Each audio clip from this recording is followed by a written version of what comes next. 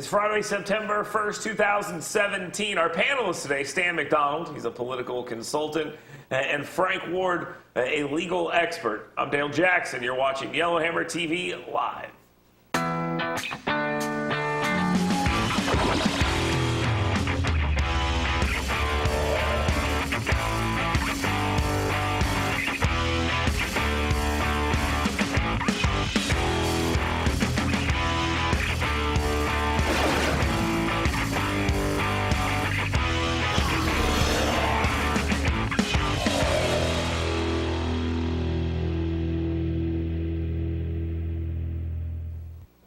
Welcome to Yellowhammer TV Live. We have a lot to discuss today. Donald Trump could be ending DACA. We have more of a dust-up between Luther Strange and Roy Moore. So let's go ahead and get right to the headlines.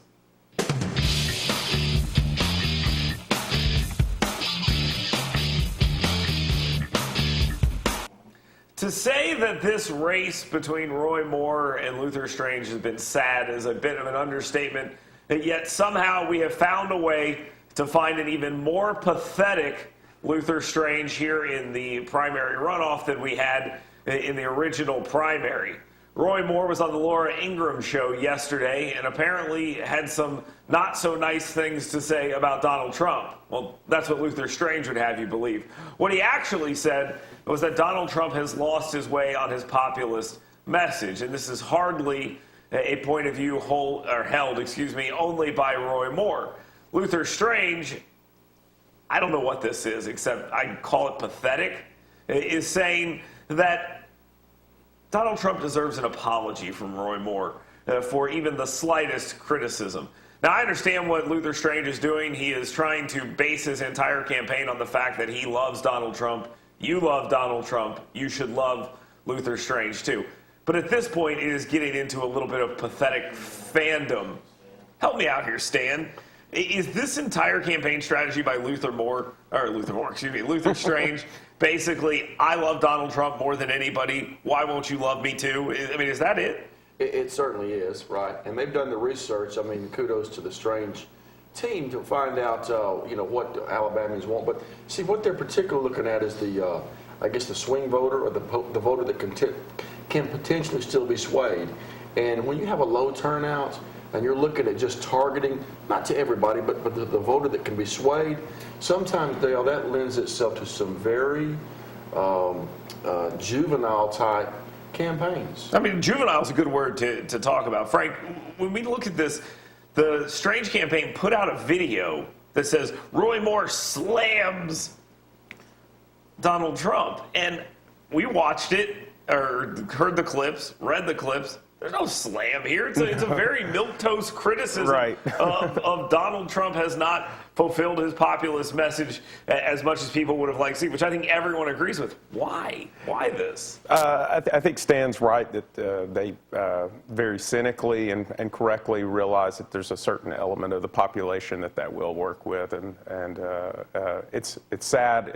It's below the belt, and I am no Roy Moore fan. But it's ridiculous. I mean, what next? Roy Moore hasn't come out and endorsed Donald Trump's hair and said how great it is. And it has gotten that pathetic. It has become this thing where Luther Strange, I was talking about this earlier, and Luther Strange sounds like a 13-year-old boy in love with a 16-year-old girl. And he just seems like he thinks that if he just tries hard enough, that girl's going to notice him and give him the time of day. He's already got Donald Trump's attention. Why does he feel the need to continue going back to this well? Because I don't think it works on almost anybody. And there's nobody in the Strange campaign that's putting this video together going, yeah, let's put together a video saying Roy Moore slams. They don't believe this. There's no way they believe this. It's cynical would be the right word. Cynical is the right word, yeah. And, I don't know, campaigns or candidates tend to always, like you said, go back to the well, go back to what's been successful for them. And, so this sounds like a broken record about how much she's, the love affair with Donald Trump. It worked. They portrayed Mo Brooks as being anti-Donald Trump, and I think that really, really worked when you consider what the net result of that campaign was. It was very effective. So he's just doing the same thing. Does Luther Strange have nothing else? I hate to put it that way. Does he have nothing else that he has to continue beating this. He got the endorsement. He played the ads with Mo Brooks in order to beat him in the primary. We get it. I think I'm waiting for Luther Strange to come out with his MAGA tattoo and display it and challenge Roy Moore to get his own MAGA tattoo. Yeah, it's just a sad thing. And Roy Moore said during this interview as well that he does not expect Donald Trump to come in here into the state. And Luther Strange all but confirmed that he won't be coming to the state. So this looks like it's just going to be a war of words. And Roy Moore doesn't really seem to be into this I love Donald Trump more than you thing, but it looks like he has to play this card. Well, yeah, it's been a major issue. I think people talk about it a lot. And it is frustrating, Dale, because I look back at some of the campaigns I've seen in the past, and you've seen, man, some of the dumbest stuff becomes an issue. And it gets created when you have a candidate who has, hundreds of thousands or millions of dollars. And if you would have told me that, 2 months ago, predict, what the pivotal issues are going to be, would you have thought this was it? No, I would have thought that they would at least try to make some sort of argument about who they are and what they're going to do, as opposed to a fight over who loves Donald Trump more. And Moore apparently thinks that he's not necessarily playing this game, but he's not shying away from it. He's saying, look, I like Donald Trump too. I mean, that's essentially what he's saying. So the whole thing's pathetic. Run on your record. Run on what you're going to do. But liking Donald Trump is not a unique position. And it seems strange, not a pun here, it seems odd that Strange is banking his entire Senate campaign based on this. And I think that's going to cost him the race because, his record ain't that great. So he's got to run on this sad, pathetic stuff. All right, let's move on to the next issue. Donald Trump is president of the United States. There are some issues coming down that he's going to have to deal with. One of those is the debt limit. The other is aid for Hurricane Harvey and the issues we've seen in Texas and Louisiana. Now it's being floated that Donald Trump is considering an attempt to tie the debt limit, the raising of the debt limit, to hurricane aid. It's a quick way to get both done because if they don't get the hurricane aid done quickly, he's going to take an absolute beating on it. The debt limit problem we've seen over the last couple of years, as that debate rages on, it becomes a problem for the Republicans because you're going to default, you're going to do all these things, you're going to shut down the government if you don't want to spend more money, and it just becomes a big mess. Is it smart for Donald Trump to tie these two things together to try to advance them both? Now, we could argue about his conservatism on this issue if we want to, but the debt limit increases seem like an almost a foregone conclusion at this point. Why not tie the hurricane aid to that? Is this a smart move on his part? Well, I'm sure it's politically smart, and it's probably too tempting for him not to do it. Mm-hmm. Because on one hand, you're going to have, all this. There's going to be a freight train of support for, aid, and I'm not saying there shouldn't be, but no one's going to oppose that. And as a Republican and as the executive branch, he's got the pressure, to raise the debt limit too. He's the one who catches more flack for that if it doesn't pass. So it's going to be really hard for him not to go for that. Republicans ran for office and maybe not Donald Trump at the top, but Republicans in general have ran for office on fiscal conservatism. There's been a lot of heat about raising the debt ceiling. The Paul Ryans and the Mitch McConnells took a lot of heat from people within the Republican Party, the House Freedom Caucus, et cetera, over issues like this.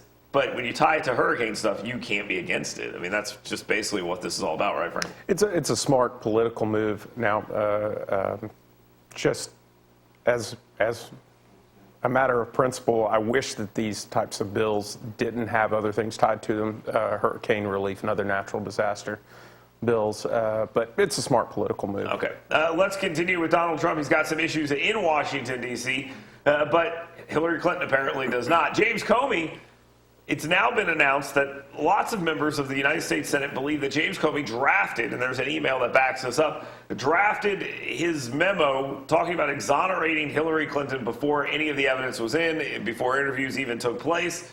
Does this justify what Donald Trump did? I mean, I'm not saying he knew this, but does this not make the argument that removing James Comey, because James Comey was a compromised figure, moving forward, could this offer up an exoneration of Donald Trump, or is this just a continuation of the James Comey as a questionable figure in the Hillary Clinton and Donald Trump universe? Which one is it? I think it does justify what Trump has done. And like a lot of things, though, Dale, they're going to continue to. It's so polarized up there. They could have a picture of James Comey doing no telling what, and it's just simply not going to change because it's one of the more forceful things that Donald Trump did. It's great for us to talk about, but they are so polarized, it's ridiculous. I think, in my opinion, we're going to be studying Hillary Clinton and the Clinton scandals and James Comey for the next 30 years. The Justice Department said the other day that they're not going to release more emails because there is, quote, a lack of interest. Is there a lack of interest at all in this? I find this very interesting. At least those who normally follow politics, who have any interest in presidential politics, who have any interest in anything. A lack of interest? No, there's not a lack of interest. I would like to address a couple of things and take issue with Stan and you on a couple of things. One, you said that none of the evidence was in. Now, clearly, he shouldn't be prejudging the issue, but he had already reviewed a lot of evidence, and the investigation was well underway before the Yeah, but it wasn't complete. He was in the middle of an investigation. You're correct. You're correct. Not complete, and that is prejudging. But the idea that it was before. The other thing is, it's a draft, and it may have been. I'm just looking at it. If I was an attorney arguing on his side, that it was a draft, and he didn't release it until July. So maybe he was planning for it. That's where it looks like the investigation's going. The other thing is, if you look at the October surprise, it seems if he was just out to protect Hillary, then why the October surprise? I think he was forced in that hand. His hand was forced by emails and stuff that have come out that were leaked. He was forced into that position. I don't think that he did that as it doesn't appear that Comey did these things as a sense of duty. He was forced by everything that was coming out from WikiLeaks and all this other stuff. And that very well may be the case. And I do think the Senate is right to push to investigate this. Let me ask this question, Frank, as an attorney and a legal expert here. If you found that you were a prosecutor and the judge had decided halfway through the trial before the information was in that he was going to find the person you were trying to prosecute not guilty. If it was in the middle of trial and I found out that he had already been drafting but it wasn't on the record, hadn't entered an order, would I be pleased about it? No. Would you have grounds for an appeal? Maybe. But I think you can have situations where it's clear where an investigation is heading, and then pull back from it. Stan? Yeah, I'm trying to be real thoughtful about this as a lawyer, and I really given some thought to exactly what Frank's saying, and I could argue that he already if you look at why he didn't prosecute, to me, what he's really saying was she's of a stature, she's of this has the importance that no local prosecutor would touch this with a 10-foot pole. He really, if you look at his rationale, it was not law-bound, duty-bound rationale. So while I think it's okay for him to have thought that from the beginning when he started writing it, my bigger problem with this is his rationale to begin with. Right. I think if we found out today, let's move on to the next issue, that Bob Mueller has decided, I'm not doing anything, and we find out that he wrote that memo on June 15th. If we find that out a year from now, people are going to be screaming from the heavens that he decided months before the investigation was complete that there was going to be nothing that happened. So let's talk about Mueller here for a second. Now he's got IRS investigative agents on his team. This team continues to grow. Does that tell us that there is something that they've found, or is this a fishing expedition? Which is this, Frank? What message is it? We're not speculating. We're not privy to that, Yeah. so we don't know. So it could be either. So if I had to guess, I think Mueller's an honorable guy, and maybe the there's reason I something ask there. the question that way is because if you had something, at what point do you have to come out and say, I got this, let's move forward with this, before it just seems like we're just moving the conversation broader and broader and broader, hoping to find something. Am I misreading this? You guys are lawyers. Stan, help me out. I just think that it's the natural pattern for these special prosecutors to just go crazy and go wild. And I think it's a fishing expedition, probably, although Frank's right. We really don't know. But it's just the natural. Nothing gets smaller in Washington, D.C. when you have an unlimited budget and you're not really accountable to anything. And a prosecutor, of all people, has the opportunity to make a name for himself, oh my gosh, this thing's going to go. Yeah, but Mueller's already a big dog anyway. He's already a relatively well-known individual. The thing that I see here, Stan, is it broadens, so that tells me there's little nuggets and they're following a trail.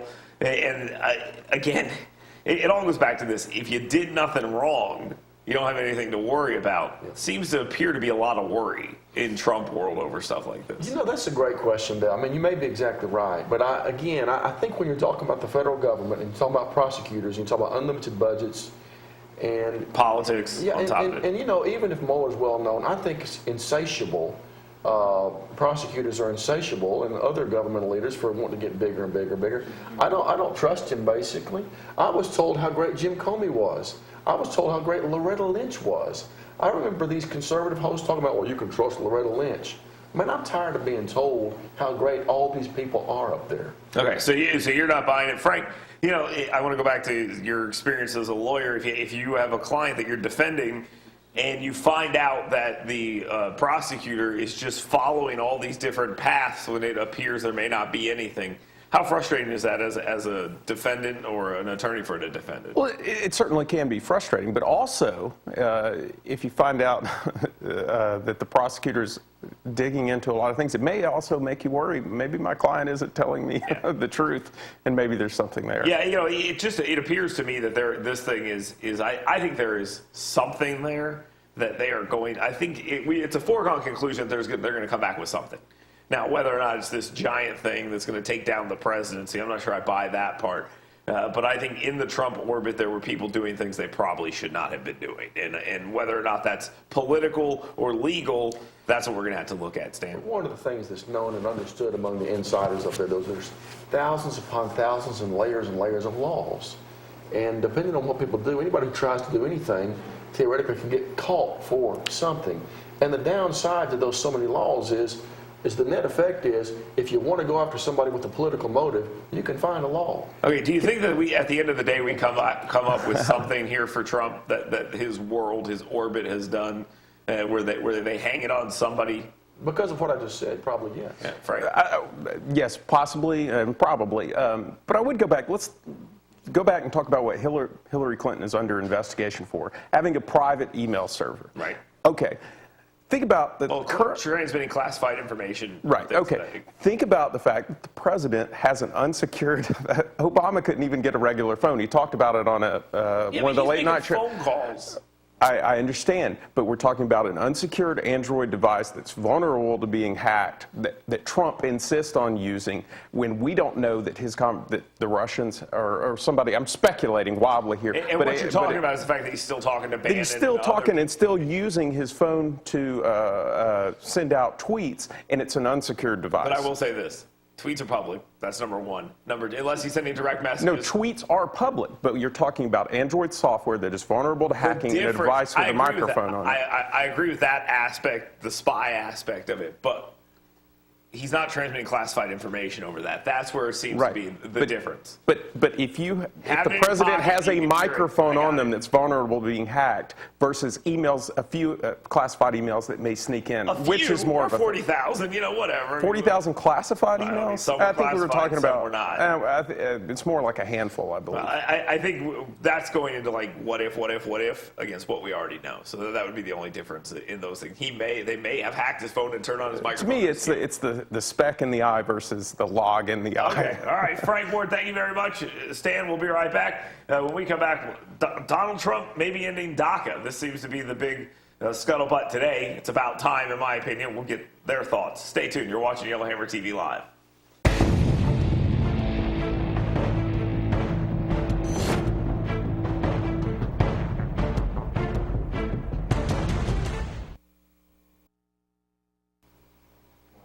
Welcome back to Yellowhammer TV Live. Let's talk a little bit about DACA, Deferred Action for Childhood Arrivals.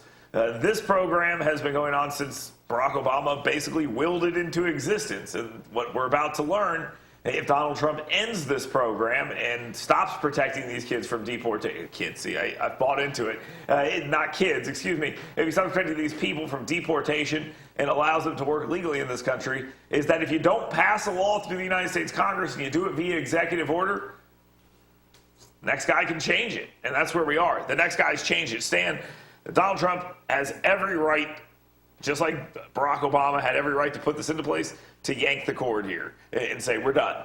So if he does this, what can anyone do about this? Is there anything anyone can do? Can they, other than pass another law? Well, of course, you're right. He can do this. He can pull the plug. What can they do? I guess they can always sue. And depending on what circuit you go to and what judge you go in front of, then, I mean, you know, we have seen the outer limits pressed, what federal judges can do and how they can interpret things. I think what we're going to see is a lot of lower court judges get overturned by the Supreme Court before all of this is done. It seems like that's where we're heading, and it just seems like the Supreme Court, especially as it is set up right now, is going to side with Trump on a lot of these things.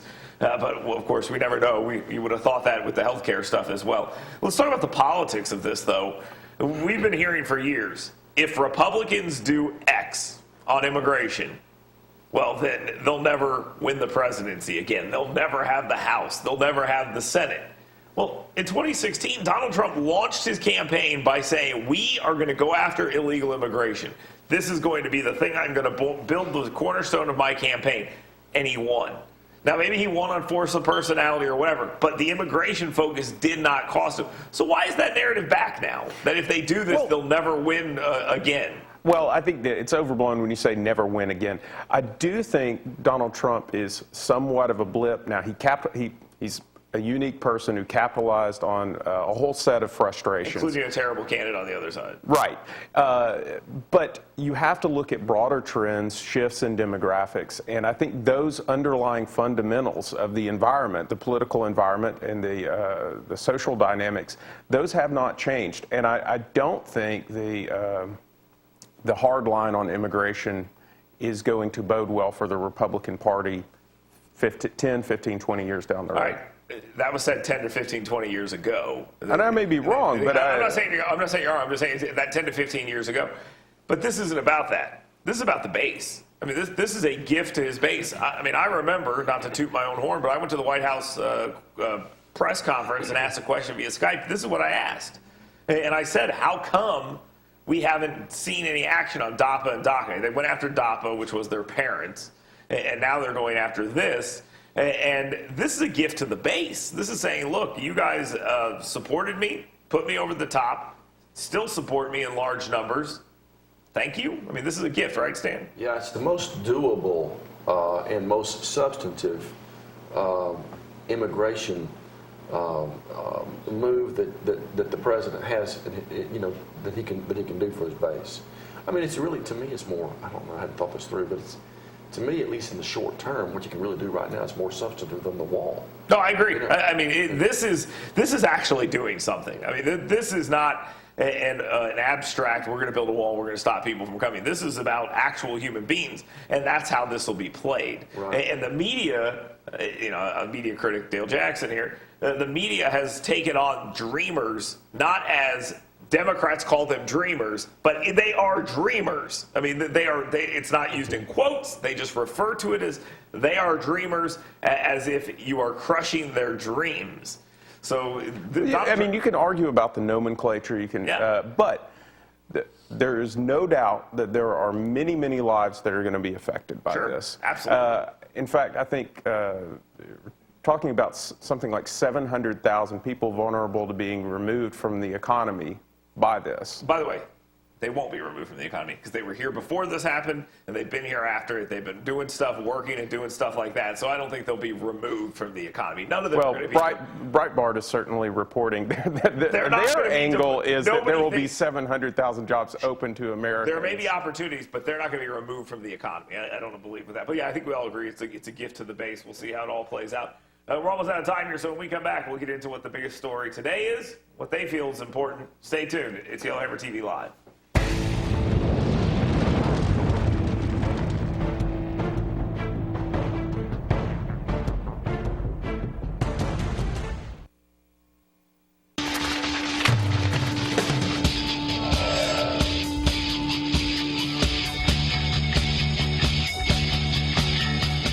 Welcome back to Yellowhammer TV Live. Let's talk about today's biggest stories as we head into the weekend. Stan, you're up first. Go ahead. What's important to you? Well, the campaign financial disclosures for the state of Alabama statewide elections, the deadline was last night. And it wasn't the gubernatorial candidates that garnered the most money cash on hand. It was actually Lieutenant Governor candidate Will Ainsworth reported over $1 million cash on hand. That's a lot of money for that race, and they're all going to raise some. So I think that's going to be a fun one to watch. And Kay Ivey showed us that seat's actually very important. Frank, what's the most important story for you today? David Clark, controversial sheriff out of Milwaukee County, who it looked like at one point was going to be part of the Trump administration, has abruptly resigned, and we don't know the facts behind that yet. I'll give you a little preview. He'll be part of the Trump administration. that seems to be where that is probably going. My biggest story for the day is this. Hey, it's a Labor Day weekend, so a little bit of safety briefing from the Army. Sex, texting, drinking, driving, all pretty good. Combine them at your own peril. So just be careful out there this weekend. Take a cab. You don't want to be dealing with Frank Ward over here, DUI attorney. Take a cab or an Uber or something like that. Have a great weekend.